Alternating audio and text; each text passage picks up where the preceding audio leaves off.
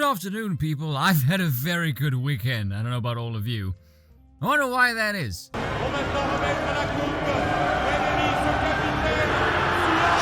Africa are back-to-back Rugby World Cup champions. But before I get into this, a couple of things I have to say here. Meaning that's, don't drink before noon. But anyway, all conceitedness aside, well, most of it anyway, I consider myself one of the most honest people I know. Is that a boast? Yes it is. But it is also true. I was having a chat with a friend of mine about this, why this channel has grown so much considering I lean very heavily towards one side, given that I'm very much outside of the faction wars that democracy inevitably devolves into, and so much of the stupid system facilitates the gathering of people who just want to be told they're great, and the opposition is ideologically possessed, and insert people I dislike today sloganeering kind of bollocks. I have no part to play in any of this stupidity. What I tried to do is very, very simple. All I care about is power and being correct. That's it.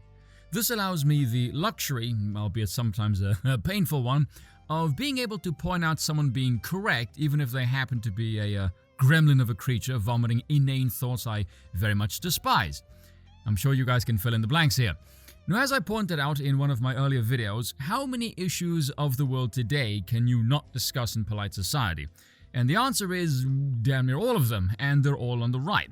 If you have a society that is run by a cabal of the criminally insane, and that's hell-bent on subverting every aspect of reality whilst also trying to hush anyone who points out they are criminally insane, well, the people might have some kind of a mental breakdown and lose their minds. So if you happen to find someone, like a spiffy dress utensil for example, that tells you you're not the only one who notices all of this bollocks and we are run by lunatics, well, you might feel better knowing you are not going completely insane. Now, speaking of insanity, bear with me here, people. I want you all to watch this video of Kasparian on valuetainment. And yes, you have to. Trust me, it'll be worth it. How is California like today? How is your governor doing today? And why are you still in California? I'm still in California. I was born and raised in Los Angeles. My condolences. I'm not going to leave and just allow the most extreme elements of the left destroy the state. Of course not. It's not like you've been facilitating them every step of the way and only got grouchy once it started affecting you. Okay? So I'm going to stay and I'm going to fight and I'm going to make it better. I think LA and California in general still has a lot of potential. To rival Detroit or Baltimore for crime stats. But there have been some policies implemented that have been disastrous. So yes, all of them. Gavin Newsom and the current Democratic legislature in the state of California have engaged in this trend of decriminalizing everything and refusing to regulate things. So I'll give you some examples. One of the things that they decriminalize but refuse to regulate is prostitution, okay? I think that sex work should be legalized and regulated, okay? What I mean by that is I don't want to see prostitutes walking around in thongs on the streets as kids are walking to school.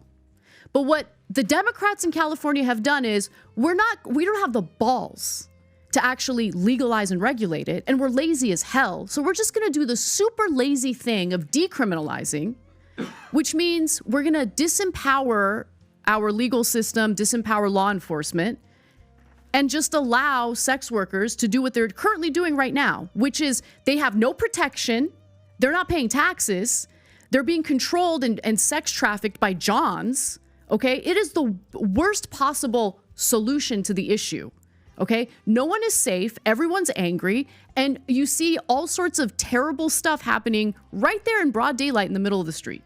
Okay, they did the same thing with drugs, okay? We're gonna decriminalize. So what do you see in California? Bunch of people shooting up, okay, and smoking crack all over the place. I'm sorry, I'm not interested in seeing that. I don't think that we should be, dealing with that on the metro system. Why do taxpayers have to deal with that? So they don't want to do anything to regulate. Again, I am fine with legalizing these things as long as we regulate it. As long as we find the right balance to keep everyone safe, keep everyone as happy as they can be, so we can see these cities thrive, but these cities are not thriving. Okay, now, despite the fact that I have praised Anna in the past because she went, full base mode a handful of times and come to think of it, denounce literally everything the left stands for as objectively bad. Let me explain why I have no respect for her whatsoever. To me, the hallmark of a genuine thinker, especially in this arena, is someone who can recognize what they want does not work. If you follow multiple content creators, I'm sure you guys can think of at least 5 who can't do this and will contort themselves into pretzels trying to justify all kinds of lunacy, and they ultimately come off deranged. Anna is not capable of this feat either, and you can speculate on the reasons why. In her case, the strongest argument is probably financial, given that she does peddle this crap for a living. The problem here is this: if you come out swinging at the left for their incompetence, yet you keep advocating for this rubbish over and over again, you look stupid and insane. I don't think they're grifters, by the way, either. I do think they actually believe this rubbish. They're just, idiotic cultists.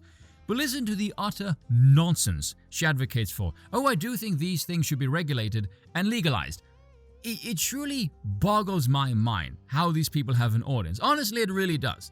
Like, how do you start off by blasting your state for their administrative incompetence and then suggest, oh, but I also want A, B, C, and D, and the state must play a role in it? Do you have a functioning brain at all? Does it ever occur to you to ask yourself, maybe what I'm advocating for is objectively bad? Like, what is this thing doing to the social fabric of our society? Why do all the politicians not behave in a manner that I want them to, and maybe what I want isn't actually feasible? Let me tell you, no liberal in well over 60 years has ever thought as deeply as I just did. Not even one. These are not functioning adults. These people are like entitled children with an Amazon wishlist. They don't understand the reality of human nature. Oh, look, they decriminalized drugs and a whole bunch of drug addicts turned up. Yeah, no shit. What did you expect was going to happen? Like, the reason they never ask any of these questions is because it will lead them to conclusions they would never touch and can never touch with a 10-foot pole. It's either the tyrannical we have to force behavior, which is not terribly popular, or it's a question of morality, and the solution then does not require the state, and leftists are utterly incapable of formulating a solution to anything without requiring the state because it is their god. And so you end up with the libertarian-esque sort of perspective on the problem, which is the classic, these activities or substances must be permitted because the state having a say would give them too much power and capacity to dictate people's lives. Ultimately, though, here is your problem. And I'm going to get kind of contentious here. Freedom is overrated. Liberation is an action. It is not a foundational principle on which to build a society because it is not an order. People being able to do something does not explain why such an action in and of itself is morally justified or not, and that is the problem. We all know you can't have a society where people are free to do whatever the hell they want all the damn time. People are stupid. Society will collapse if you did this. Liberation is nothing more than a wrecking ball, and you can see this with the anti-colonial liberation movements all across the world for decades. It's used to topple a structure, but then it leaves a vacuum. Now, this vacuum must be filled with something, and if you have no power that can whip the place into shape and maintain an order, you'll just have chaos. The reason why it worked for certain countries is because the same demographic that gained their independence from the colonial empires, their ancestors came from those lands, and so they set up similar structures. Wonder what I could possibly be implying from the last statement. I'm sure you guys can figure that one out. Cheers for watching, and once again, I apologize for nothing.